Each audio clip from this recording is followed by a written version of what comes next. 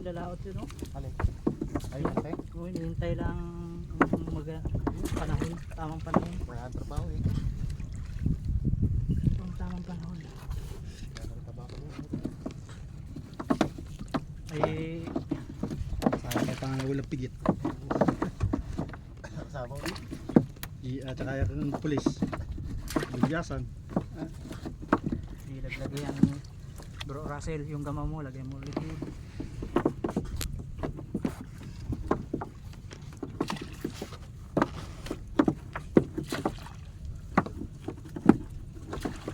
Dali lang pala. Dali lang to. Yung ano lang, kasi bago lang natin. Pero pagka ito nga tulad ngayon, nakita mo na, madali na yan. Pag umariya naman eh, kunyari pagtapos ng area, yung pagsalubong, yung gamaw na yan, itatali doon. Tapos yung pag-umpisa natin, itatali naman doon. Yan lang.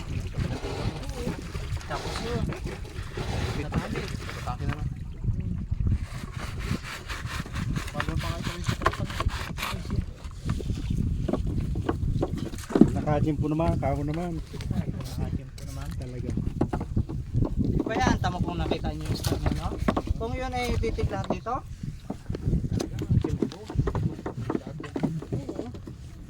Ay, lusot pa eh. Ay, lusot. Mabilis lang naman kayo. Kaya kailangan bukas, tapos umaga tayo, tulingan muna bibirahin natin. Palaki-lakihin muna natin siya. Sisilipin ko. Bakit pala, may nasa ako. Isa natin sa una para pag-aaral eh, simula muna ng bago.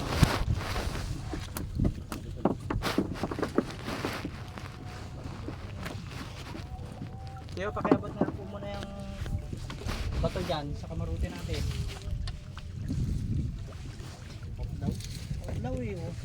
Kasama yung ano, gatong. Ay, tanggal na pala eh. Kasamang gatong. Dito na nakasako. Andito po, sa loob po nito bagati o sa ilalim. Ulit lang. Yan. May bilog po dyan.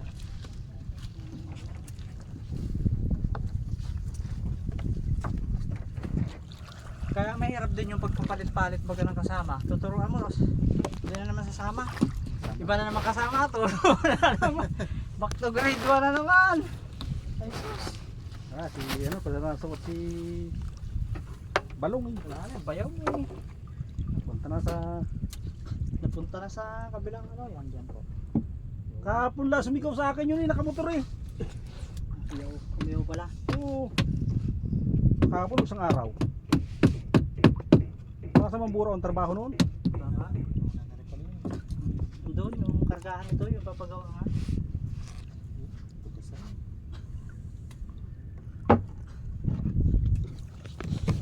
Ito, dito ka muna. Marang ka din sa gitna. Ganito lang pag gitna, ano? Ito, oh. Yan, oh, yan. Kailangan yan, ganyan. Dito ako.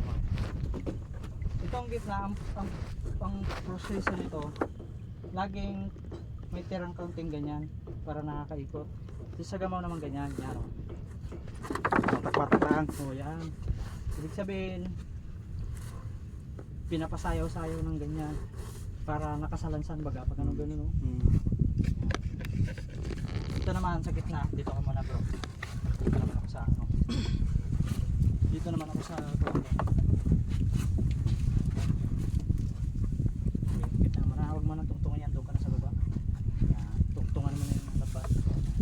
Ito naman, kailangan nakabilog. Bakit? Ano? Dahil, kaya yan nakabilog, ganito yan. Sa mag-aarya naman yan. Ito Kuya Russell, sinasabi ko sa'yo. Itong bilog na ito, kailangan nakaganyan. Ayun. Yan o, may konting lawit para hindi malaglag dito o kung saan man dito. Pero ito, pag kaunti na, pagkalagay mo pala ng ganyan, huwag mo agad bibitawan kasi hihilahin yan. Ganito paghawak niyan, medyo pipigilan mo kaya ganyan. Yan, para hindi mahila lahat. Pag kaunti na yan, itutulak mo lang ng ganyan. Bago lagay ulit. Kuha ka ulit ng kaya mo. Takot ka ulit ng kaya mo. Di ubos na yan. Ngayon panibago na naman takot ng ganyan. Huwag kang dadakot at nandyan yan, itatabon mo, naku, dala lahat. Ipit. Oo. Kaya wag rin malaglag agad kasi ubos. Wag naman ganito. Yan o, ganyan kanina o. Yan, sushoot yan dito. No, tilde nga. Yan. Ano kanina eh. Kaya ganyan kailangan bilog. Yan ang trabaho ng aryado, ng kargador. Kaya may bilog.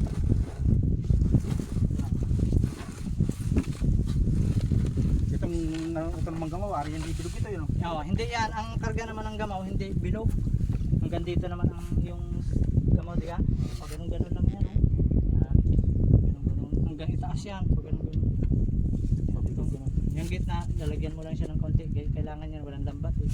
Ito din, wala rin lambat to. Oh, yan, hawakan mo to. Isang tubos ng ganyan. Pakalat-kalat din yan. Parang nagsasalansan din. Okay?